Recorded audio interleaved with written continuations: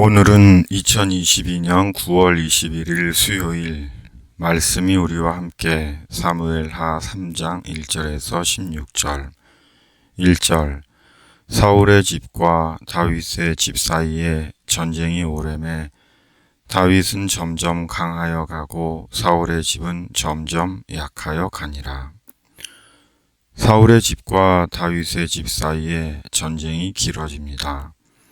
그러나 다윗은 점점 강하여 가고 사울의 집은 점점 약해집니다. 그렇다면 왜 사울의 집은 약하여지고 다윗은 강하여질까요? 다윗의 군사력이 더 강했기 때문일까요? 그러나 다윗은 유다 지파, 유다 족속만의 왕이고 나머지 이스라엘 지파들은 사울의 아들 이스보셋을 따랐습니다. 그러기에 외형적으로나 물리적으로 볼 때 사울의 집 군대가 더 강할 수밖에 없습니다. 숫자로 따지면 1대 11인 것입니다. 그런데 전쟁이 길어질수록 다윗은 강하여지고 사울의 집은 약하여진 것입니다. 이유가 뭘까요? 그것은 하나님께서 그 전쟁에 개입하고 계시기 때문입니다.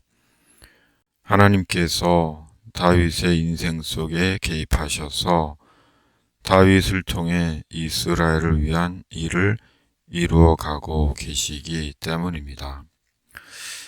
다윗이 어린 목동으로 블레셋의 괴물 장수 골리앗과 맞붙었을 때 다윗은 말했습니다. 사무엘상 17장 47절. 또 여호와의 구원하심이 칼과 창에 있지 아니함을 이 무리에게 알게 하리라. 전쟁은 여호와께 속한 것인즉 그가 너희를 우리 손에 넘기시리라. 그리고 다윗은 골리앗을 한 방에 쓰러뜨렸습니다. 우리의 인생 속에 하나님께서 개입하셔야 합니다. 하나님께서 개입하실 때 우리는 이기는 인생을 삽니다. 그것은 남을 짓밟고 자기 욕망을 쟁취한다는 것이 아니라 죄와의 전쟁을 이기고 불의한 욕심과의 전쟁을 이기고 그리스도인으로 마땅한 인생을 사는 것입니다. 선과 진리를 갈망하고 하나님의 나라에 대한 소망 안에서 복음의 증인으로 사는 것입니다. 그러므로 하나님께서 우리 인생 속에 개입하시고 우리의 마음과 생각과 길을 인도해 주셔야 합니다. 그리고 그 길이 말씀과 기도입니다. 하나님은 말씀과 기도 가운데 우리 인생 속에 개입하시고 성령으로 우리의 인생 길을 인도해 주십니다. 말씀을 읽고 묵상하는 것은 하나님의 일이 아니라 우리의 일입니다. 기도를 하는 것은 하나님의 일이 아니라 우리의 일입니다. 그리고 하는 것과 하지 않는 것은 하늘과 땅 차이입니다. 하는 것과 하지 않는 것은 같지 않습니다. 결코 같을 수가 없습니다. 그러므로 말씀을 읽고 묵상하고 기도해야 합니다.